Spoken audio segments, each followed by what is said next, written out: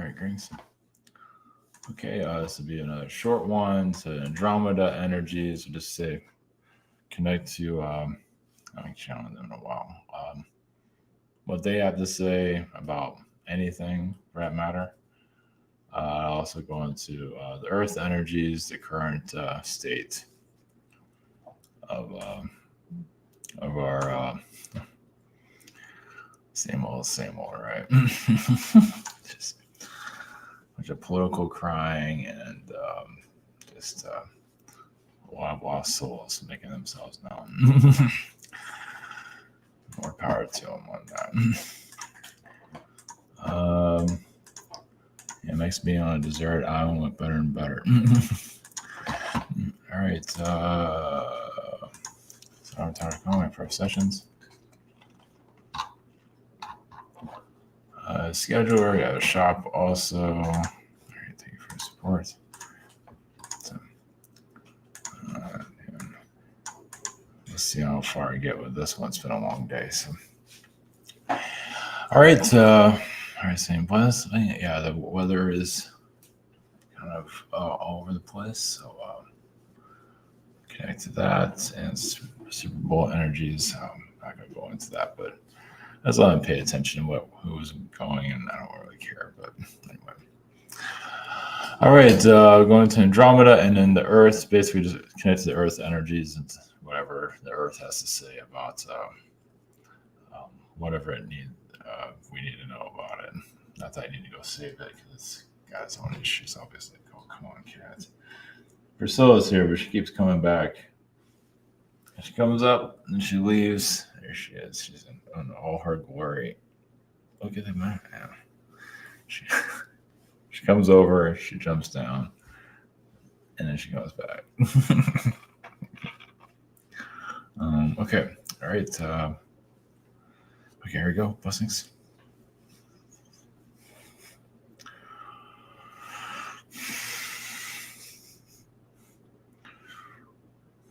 Greens. The Andromedans. Yes, of course, there's a lot of soul progress going on with spiritual understanding. Some are stuck in their old ways. Well, spirituality is a point of view, and there are individuals that feel like they have it all figured out, and they're not always the most open-minded. So you're always going to run into that, and just the way it is. So just feel like it's all very easy. You know, it's like a checklist. It's not that easy. Even in spirit realms, it's very subjective because once again, there's so many different points of view and realities that are going on. It's a lot to take in. And on a physical level, you just do what you can do, obviously. There's a lot of feline frequencies that are connecting, but basically Andromeda is warning from the Earth due to its own issues of basically combining with the reptilian frequency, and even getting reckless here, as you can see, is still kind of a shattered energy.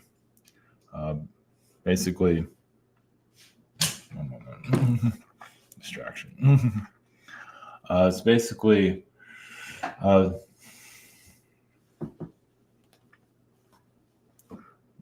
yes, distraction. The feline and the reptilian are battling it out in Andromeda and here. And that's where you get a lot of your warriors. Also, you get a lot of your artists also. It's like a battle of the DNA, you can say.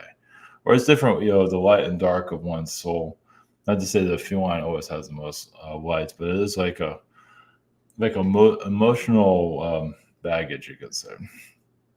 We're coming to a world that's this dense. Of course, in the higher dimensions, it's a little bit easier to handle, but not always. But coming into a dense world, it's kind of like you're clearing it out so you can handle it in a higher frequency. Basically, you can't have like a DNA infusion in the higher dimensions, and you come to the Earth to basically kind of repair it and actually improve it. Especially emotionally, because even in higher dimensions, you can still be emotionally twisted or not aligned. And so the physical Earth is kind of like a tuning energy to give you an idea of what this place is about. As you can see, as you always hear about a certain type of healing, it's always the word healing, but you always know what that means. There's different ways of looking at it, but a lot of it is just basically tuning yourself in the physical so you can operate better in the higher dimensions.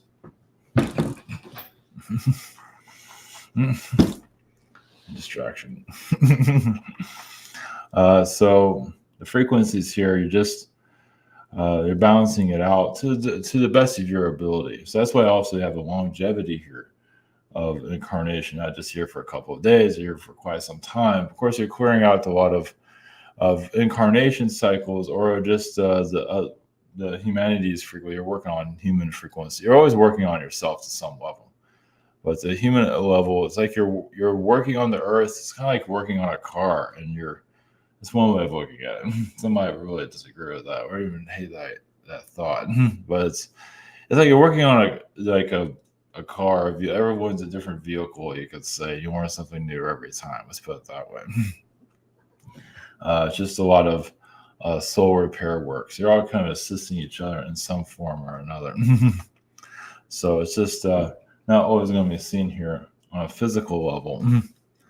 Once again, the energies sometimes are a little bit difficult to handle. Of course, like with the feline being here, I just don't know what to think sometimes. Especially our frequency is here.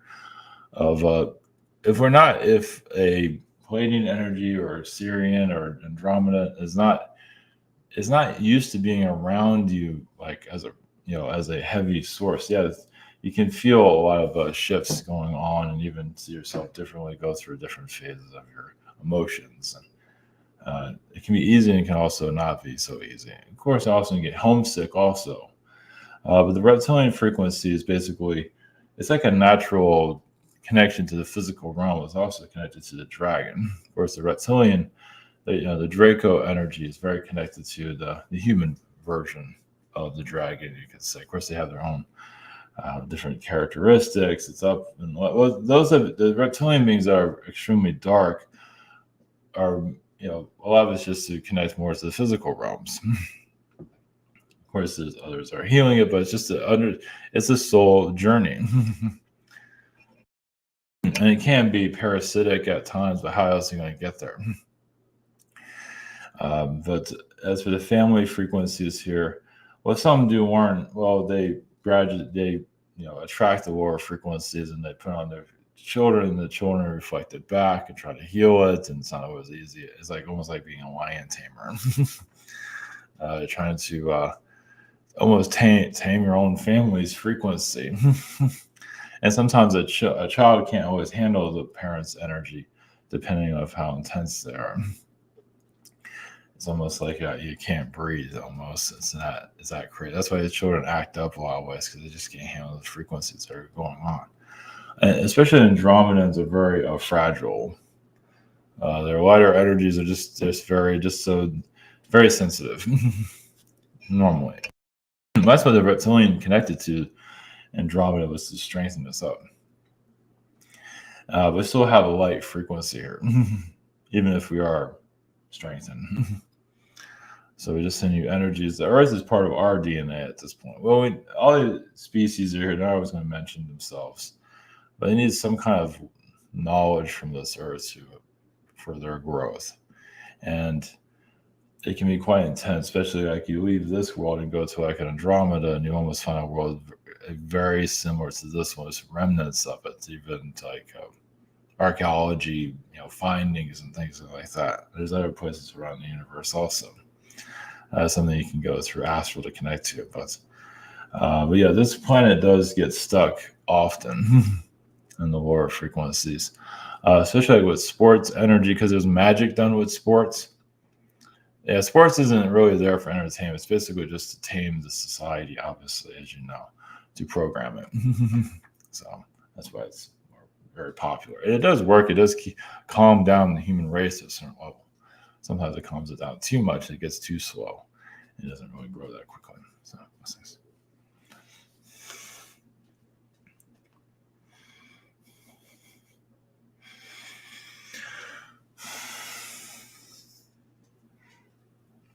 Greetings, Earth consciousness.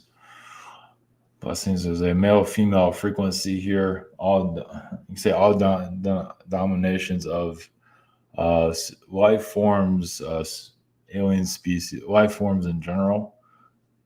Grass, everything. Of course, grass. Many people get high off of that frequency. Yeah, it's well. It also connects you to the individual, those that you might be around that you get a high off of. um, well, yeah, if there's people that do bring a high energy to you, most likely they've been some kind of substance of sort, or it just shows what kind of reality they came from. And you're just like, it's nice to see you again. It just has a. It can also remind you of home. Also, there are individuals that are brought into your life are connected to your home universe, home planet, home whatever it might be. As the Earth's energy, yeah, it's a piece. It's just like humanity. It's a piece of everything. And yeah, it's humanity. If humanity doesn't go anywhere, Earth doesn't either. It just kind of sits around and goes very slowly. Well, it's trying to understand all the elements that are here. It's like kind of experiencing life with all of you. It can get quite intense. Sometimes it has to slow down, even reset itself. That's why the weather systems are like just everyone just stay home for a while. Let it snow, let it rain, whatever it might be. It's like sometimes you just need a reset, a cleanse. Like the earth needs a break in certain areas of its world. So Africa is a place where it is going through a lot of inner pain, inner work, you can say. There's a lot of poverty there, of course, poverty around the world. Africa is basically, Africa actually goes into the future. It's very primitive in many areas of Africa, but actually does tap into future versions of Earth. Actually brings in a great deal of timelines here. It's like a lot of those people there, a lot of them are magicians. They don't need to have the wealth or normalcy, as you might call it, as the West. They're doing other things. Something to think about. It's not always going to reveal how this all works, but you get kind of a glimpse of it. Like South America is sorting it all out, sorting out the timelines as it goes more into the main timeline. And the main timeline is basically what your civilizations are more civil, as you call it. They're not that civilized, but they're whatever you want to call it. It's basically for the collective to go through what it needs to, like relationship wise or career wise, whatever it might be. And sometimes you get like a dull, kind of a unexciting job, and that's just it's like you already kind of know it, even if you're not too excited about it. You can do it in your sleep. Maybe it does put you to sleep, but it's kind of like you work on that and you kind of zone off to other places. To give you kind of an idea, why there's so many mundane jobs here, like being a toll person, sitting at a toll booth. It's like you might be there coherent, aware, but there's another part of you that is doing a lot of work with the earth or going other places or whatever it might be. So it's kind of like you sometimes they incarnate here in a physical realm. They go on vacation other places astrally. At least I'm getting my earth teachings here. But I'm still, in your astral does improve slightly. It all depends. Everyone's different. To give you an understanding. Yeah, obviously not everything can be revealed. Like the reason for diseases, yeah, is there to slow down society? Sometimes diseases have a lot of knowledge in it. Maybe not the best knowledge, but it has alien DNA. Much of it does, and that DNA can have the old, just very ancient DNA that's just not coherent with society. I mean, it can't grow it. It tries to, but can't, and it causes more harm than good. It kind of puts you back also because some of it has artificial intelligence connected to it. Just not to say the ancients are trying to cause difficulties here, but sometimes you bring ancient knowledge through it like a disease, even through a cold or whatever it might be. Then obviously through like sickness, like you get ill. It's a purge, but also sometimes it's kind of a reset. Sometimes you have to go back to an old timeline to clear it, or whatever it might be that's going, or clearing a timeline, or you're just dealing with someone else's energy altogether, and so on. As for the Earth's planetary frequency, you can say the Earth wants to move in different directions, meaning locations. But right where it is currently, of course, you can say wherever you want. It moves, it doesn't move, but so you can say its current location. It seems to, I mean, technically it does move throughout different eras of its time. Of course, you'll never know that. But currently, it's kind of parked where it is currently because it brings in the knowledge of the universe, what needs to be done here, at the moment. It's kind of like you're at the car wash, kind of, but it just synchronized to other star systems, other universes for those beings to incarnate here. And eventually it will move. And some of you might actually sense that. You might think you're crazy thinking that because no one's saying anything about a planet. I mean, moving locations. I mean, the solar system goes with it, but it can still alter its place. But you would never know that. And it doesn't really matter either. Not really. The Earth also changes colors in higher dimensions, of course. But realize some of you go into higher dimensions and you realize that you can't exactly warn what you can there. That's why you keep, or that's why you keep your incarnation here. Sometimes when you're ready to exit, it's like, okay, I'm at exit point, I'm out of here.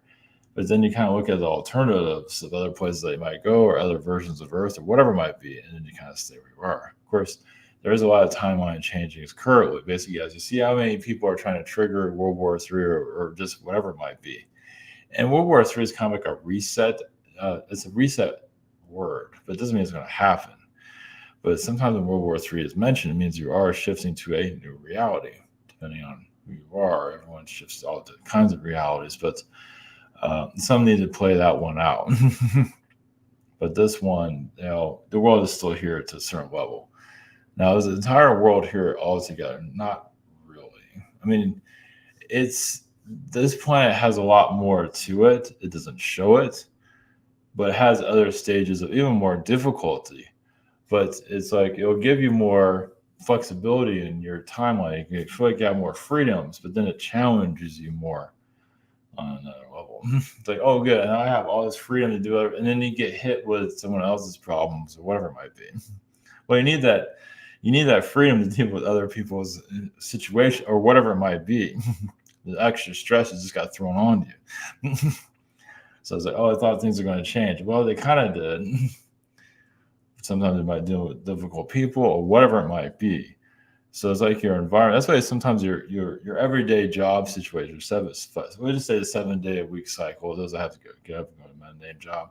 Sometimes it might be mundane, but sometimes it might be the best thing that ever happens to you. Because when you get out of that, you have a different job, and that job can be so psychologically challenging. Maybe going a 7-day-a-week job might not be so bad after all. Not that you need to go back to that, but it's just you're kind of going through an upgrade with more challenges, and yeah, it's worth it in the long run. Just doesn't always say it doesn't always have to tell you all those details. So blessings.